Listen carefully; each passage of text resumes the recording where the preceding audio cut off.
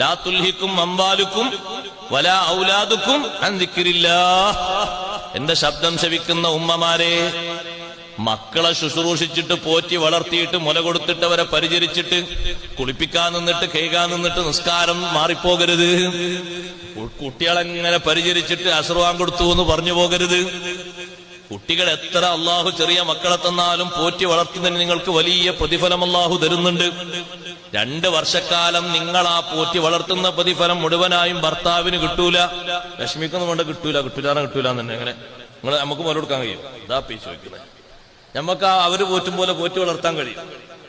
അവര് രാത്രി എണീറ്റ് അങ്ങനെ അവരാ ഉറക്കത്തിൽ കുട്ടി കരയുമ്പോ ശുശ്രൂഷിക്കുമ്പോ നമ്മളൊന്നിങ്ങനെ തള്ളിയിട്ട് അതിനെ നിർത്താന്നറിയില്ലേ?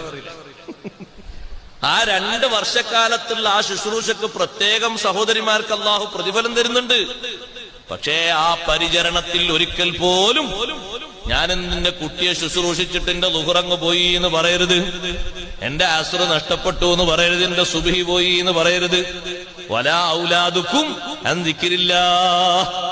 നിങ്ങളെ മക്കളും നിങ്ങളെ സന്താനങ്ങളും അള്ളാഹുവിന്റെ ദിക്റിൽ നിന്ന് നിങ്ങളെ മാറ്റിപ്പോകരുത്, ശ്രദ്ധ മാറ്റിപ്പോകരുത്.